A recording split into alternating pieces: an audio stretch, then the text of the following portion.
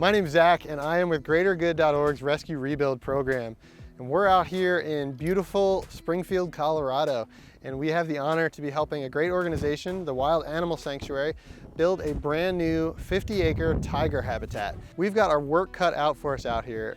And one of the things that we're gonna be doing while we're out here is installing a ton of fencing. We've been working with Nail Gun Depot and some different tool manufacturers who have been gracious enough to provide us with their staplers to see how they do in a really harsh environment and see what the pros and cons of these different tools are. The Bosch Stitch is the one that we've used in the past for projects like this. It's done a good job, but after 5,000 or 10,000 staples, it starts having seals that come loose, and we have to start taking them apart and making minor repairs to get them back up and running. So we'd like to see how these other brands compare. And so we've got an Everwin, a Spotnails, a Senco, and a Dewalt.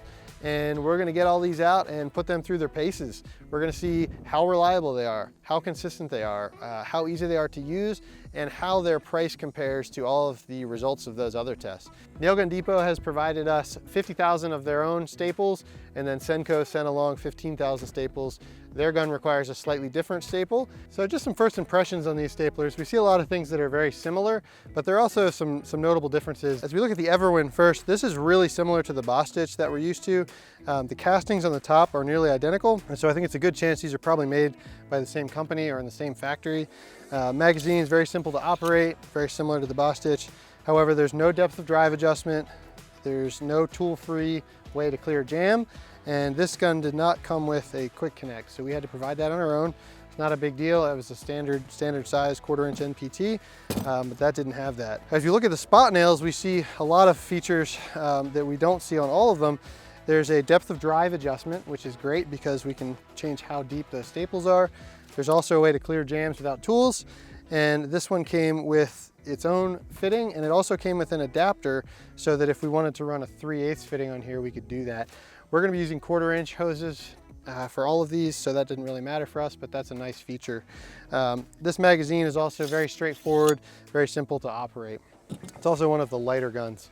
As you look at the Senco, this is one of the heavier, more solid guns. It feels very well put together. It has a very nice build quality, but it is heavy. This has the tool-free jam clearing. It has a depth of drive adjustment. But what we were not happy with is that it did not come with the fitting, and it has a 3/8 opening. So it was a little bit difficult for us to find one of them. We didn't have one on hand, but we made that work. On the plus side, it's got a really nice hook, which none of these have other than the Senco. The only other issue we saw was that this particular magazine is a little challenging to operate. In order to release it, you have to push in a button that's a little awkward to get to. Maybe that'll loosen up, maybe we'll get better at that, but just initial impressions. And then this type of spring, this rolled piece of metal, may become an issue out here in the dust. So we're gonna keep an eye on that and see if that poses any problems as well. Finally, the Dewalt is also a very solid, well put together gun. It's got our jam-free clearing, no depth of drive adjustment, no hook, but it did come with a pre-installed air fitting, even with a little dust cover. So that was nice. Same thing with this magazine though. We've got this spring steel. It's a little narrower than the Senco. We're curious to see if this will be an issue out here. This one also is a little harder to release. You have to push a button in order to do that. Not sure how big of a challenge that will be, but that's something we're gonna look at as well. First impressions, the Dewalt and the Senco are definitely the heaviest and the most solid, but I think all of these staplers have some great features, and we're looking forward to giving them a good test out here.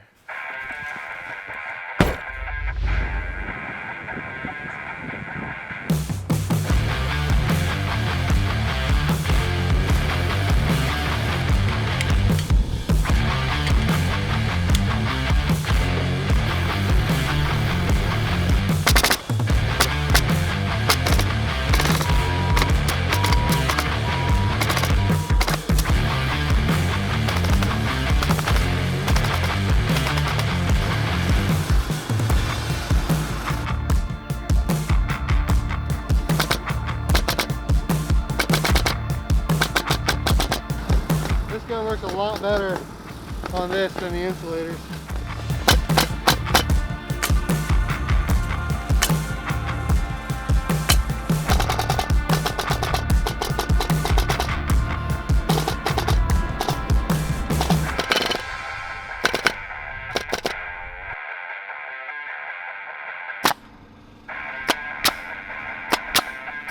Won't rapid fire all the way out.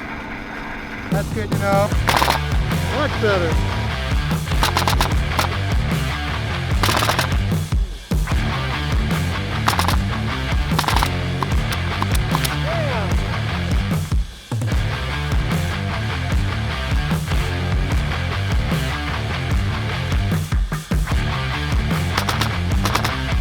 Still prefer the Everwin, but this isn't too bad.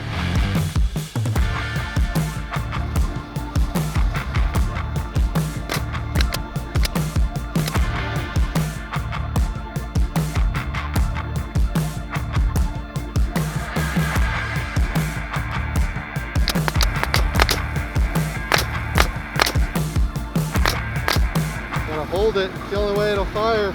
And even then it's a little iffy. If I don't hold it,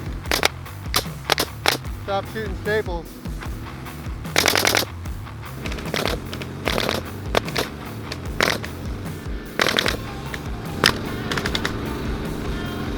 No good. Not driving any of them deep enough. And it's still having an issue with me having to hold it to even get them to come out. I think we're going to stop using this one for the day.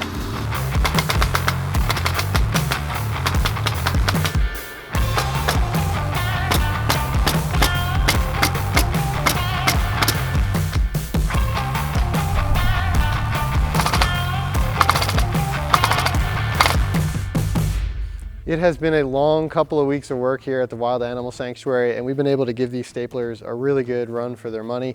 And we've been able to find out a lot more about each of these. So what we're going to do is go through and talk about some of the things that we found out about these different staplers. Before we do that, I just want to talk a little bit about how we were using these. So we started by using these on installing insulators, which are plastic pieces that get stapled to the poles. When we were doing that, we had to try some different depths of drive. Some of these staplers allow you to adjust that on it. Other ones, we had to adjust the pressure from the compressor. But the goal was to staple them on without overdriving the staple and splitting through the plastic, but also being able to consistently drive at the same depth to make sure that we could hold that level. So that was the first test. And then the second test was actually installing fencing. And so for the fencing, we had a ton of telephone poles that all had to get stapled on 19 different lines of fencing on each post. So that meant that by the time we were done with each post, we put nearly 100 staples on each one. So every one of these staples that had to be driven, the actual stapler was hitting metal every single time. And so it's very difficult on one of these staplers doing that because it's a high tensile wire that's very dense. And what'll happen is the driver that's actually pushing the staple in will start to peen over on the edge. And we saw on some of these that there were some issues where that started to happen, but they still kept functioning, which we were impressed with. I suspect if we kept using them, there would be a point we'd have to take them apart and actually file down that rounded over edge. So after all that, we shot over 50,000 staples and got a pretty good feel for how these staplers work. So I'm just gonna go through one by one and talk about our impressions, and we're gonna talk about which ones were the team's favorites as well. The Everwin stapler, as I said earlier, this was one that was pretty familiar because it's extremely similar to the Boss Stitch stapler, but it's quite a bit less expensive. So when we started looking at these, I had said there was no way to clear a jam without tools, which I was actually incorrect on. We found that you can bring down the tension off the magazine and then turn a little lever down here. You can see as I did that, a staple just fell out. And so when we did have jams with this stapler, we were able to very quickly clear them. We really didn't have any jams that were unable to be cleared without doing this, and maybe a pair of pliers just to get it out. But overall, the Everwins were very reliable and very easy to work with. They did pretty well against the fence, but we did find that these were pretty susceptible to the ends peening over. And so we started to have more jams as we got toward the end. But overall, we were really happy with the Everwins. As far as the Dewalt, we really had a pretty similar experience. This was also a very reliable stapler. This does have the tool-free method of clearing the jam. However, we found that this was difficult to flip, but when we did get it open, a lot of the times there was a little more wrestling to try to get the staple out. So the Everwin won in that category. It's just much easier to clear jams.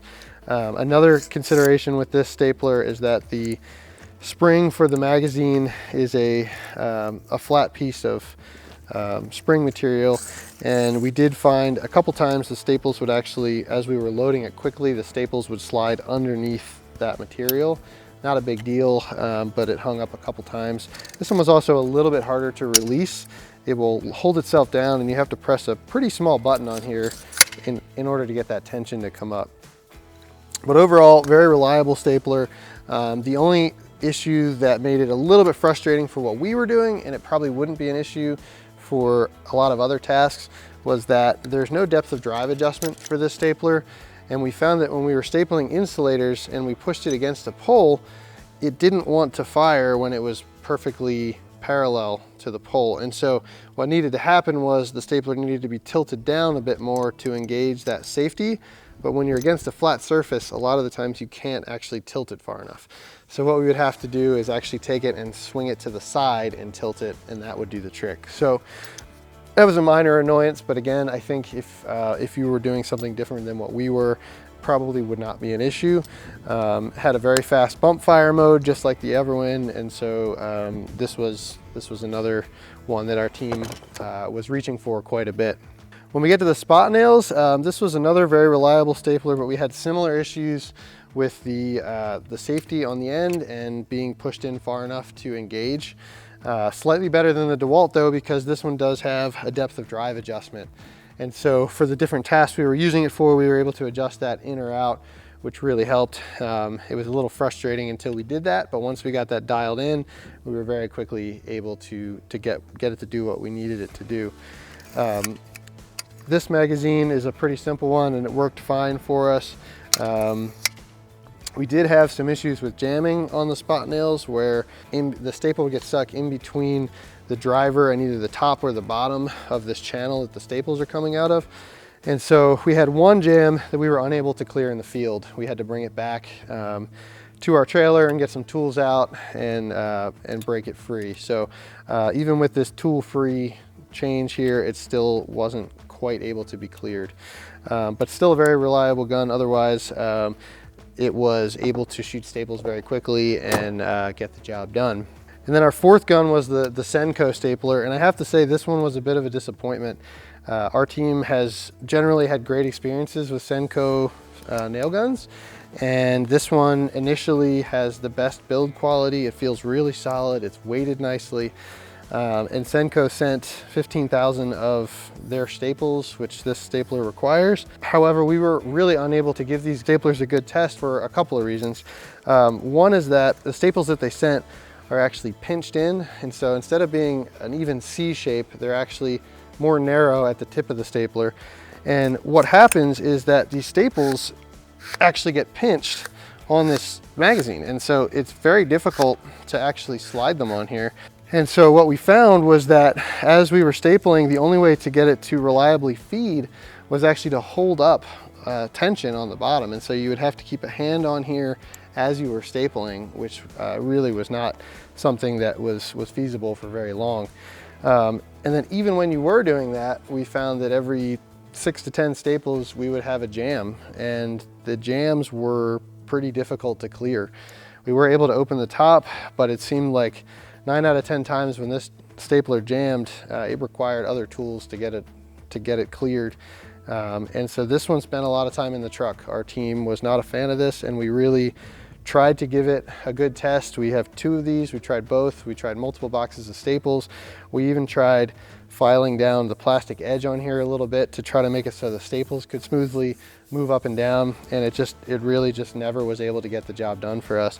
So this one was really disappointing. We had high hopes for this stapler, but we probably only got 200 staples through it before we just gave up. And the other issue we had was that this magazine is a little bit challenging to release. Sometimes you can hit it and it would go, but pushing the button was not super reliable. So unfortunately, this stapler did not live up to what we had hoped it would. So having talked through all these and having used all of these, I surveyed our team's opinions, and the one that we all found ourselves reaching for, and it lived up to its namesake, was the Everwin.